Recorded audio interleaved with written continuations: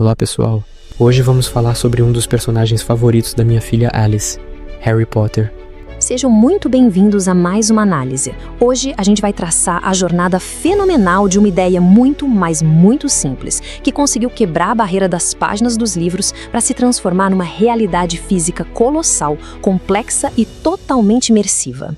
A grande pergunta que guia a nossa exploração é a seguinte: como é que uma história, que tem suas raízes naquele cenário super sombrio de um armário apertado debaixo da escada, consegue virar uma franquia global dessa magnitude? É absolutamente fascinante observar como a força de uma narrativa tem o poder de materializar tijolos, trilhos e fogo de verdade. Então, bora mergulhar nisso. Tudo começou de uma forma incrivelmente humilde. Imagina a cena, ano de 1990. Uma viagem de trem atrasada de Manchester para Londres e a ideia simplesmente surgiu. Foram 4 longas e frustrantes horas de espera no transporte público e foi ali que a imagem de um garoto magricela de óculos, que não fazia a menor ideia de que possuía poderes, ganhou vida. Ou seja, o extraordinário nascendo do momento mais rotineiro e entediante possível, né? E daquele assento de trem a gente dá um salto para um marco que é simplesmente formidável: 600 milhões. A série ultrapassou a marca de 600 milhões de cópias vendidas no mundo todo. Para colocar isso em perspectiva, a obra foi traduzida para mais de 80 idiomas, variando do latim até o grego antigo. Isso consolidou o título como a série de livros mais vendida de toda a história. Mas o sucesso de vendas tão arrebatador não acontece por acaso. Ele exige um núcleo dramático muito profundo. O verdadeiro coração pulsante de toda a série está no conflito existencial entre o amor e a morte. Pensa bem, de um lado a gente tem um antagonista tentando escapar da morte de um jeito super egoísta, mutilando a própria alma. Do outro, um herói que aceita a mortalidade, mantendo a alma intacta e nutrida por conexões genuínas e amizade. É exatamente essa estrutura moral que faz a história ressoar de forma tão íntima com as pessoas. E isso nos leva à seção 2 da nossa análise, a mecânica da magia e a construção de mundo intrincada. Para uma fantasia realmente cativar, a magia não pode simplesmente resolver tudo sem regras, sabe? Ela precisa de uma estrutura tática quase rigorosa. Aqui, a magia é metodicamente categorizada. Tem a classe básica, com utilidades do dia a dia, tipo o Lumos, para gerar luz. Depois, a gente entra nos nichos de brincadeiras, que provocam umas reações bem inesperadas. E por fim, existe o peso real das maldições imperdoáveis. São magias tão sombrias que a mera existência delas acaba ditando as leis criminais de todo esse universo. A genialidade da construção desse mundo mora justamente nos detalhes sensoriais. A magia aqui tem gosto, tem textura, tem som. Pode ser uma experiência super visceral e até meio nojenta, de vomitar lesmas gigantes por causa de um feitiço de defesa, ou aquela falta de ar incontrolável das risadas do Rictus Zempra. Ancorar o poder mágico aos 5 sentidos é o que diminui o abismo entre o mundo real e a ficção. Deixe o extraordinário com uma pegada tátil, suja e muito real. Agora vamos passar para a próxima etapa, um império cultural e financeiro que vai muito além dos livros. 25 bilhões de dólares. Dá para acreditar? Essa é a estimativa atualizada da avaliação geral de toda a franquia. É um domínio puramente literário, que rapidamente se converteu numa potência financeira colossal, do tipo que simplesmente dita tendências globais na indústria de entretenimento. A velocidade de expansão desse negócio é impressionante. O primeiro romance saiu em 1997. Logo ali, em 2001, a primeira adaptação para o cinema já estava arrastando multidões. Em 2010, rolou a primeira grande ruptura daquela mídia bidimensional, com a abertura do parque temático. Foi quando a ficção passou a ser habitada fisicamente.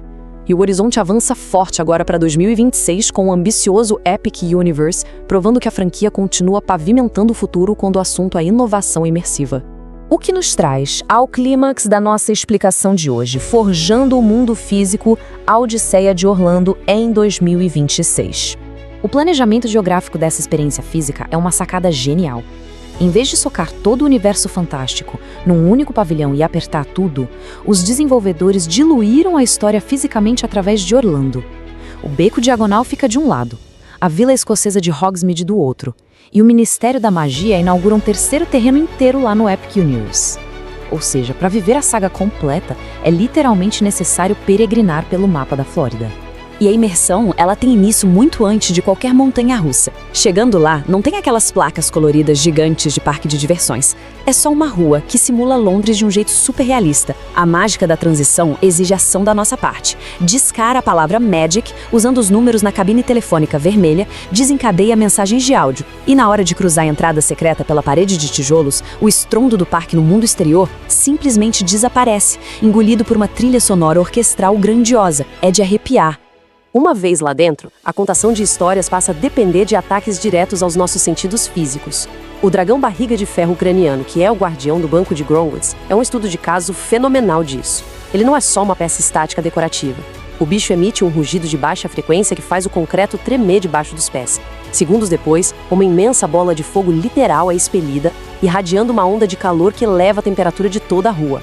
É a ficção exigindo uma resposta de adrenalina perfeitamente tangível.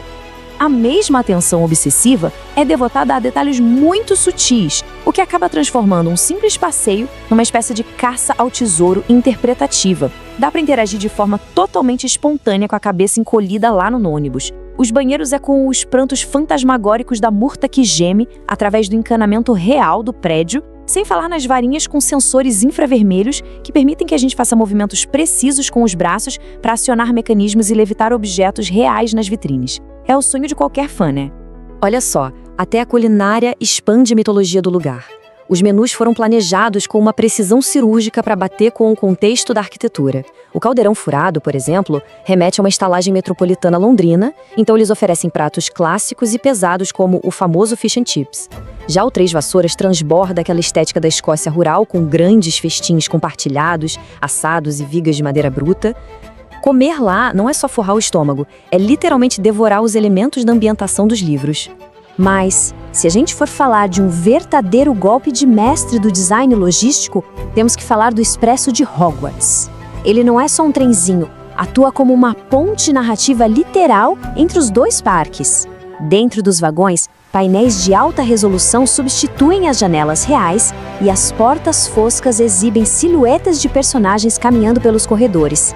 E a excelência está no fato de que o percurso não é estático. A narrativa da viagem muda completamente dependendo se o trem está indo no sentido de Londres ou no sentido do castelo. E agora, olhando para o futuro, com a expansão de 2026, o Epic Universe promete quebrar todos os paradigmas anteriores. O tom do parque abandona aquele encantamento mais juvenil das áreas clássicas e abraça a imponência europeia da Paris dos anos 1920, puxando bastante referência da Era dos Animais Fantásticos. Mais do que isso, traz tecnologias pioneiras para as atrações fechadas, usando sistemas sem trilhos fixos para criar passeios em elevadores multidirecionais. É a simulação da rede de flu direto nas entranhas burocráticas do Ministério da Magia. O escopo tecnológico está chegando num patamar que é o ápice da indústria. E ver tudo isso em perspectiva levanta uma reflexão bastante provocativa. A gente partiu de uma ideia super silenciosa que brotou dentro de um trem atrasado. Acompanhamos como essa ideia quebrou recordes de vendas na literatura e motivou a orquestração de investimentos industriais sem precedentes na Flórida. Então, a grande questão é, quando um mundo inteiramente imaginário passa a ser milimetricamente construído e caminhado por milhões de pessoas reais todo ano, em que ponto ele deixa de ser ficção e passa a ser pura e simplesmente um lugar real? Um enorme agradecimento a todo mundo que acompanhou a análise de hoje. Continuem exercitando a curiosidade e explorando sempre novos horizontes. Até a próxima!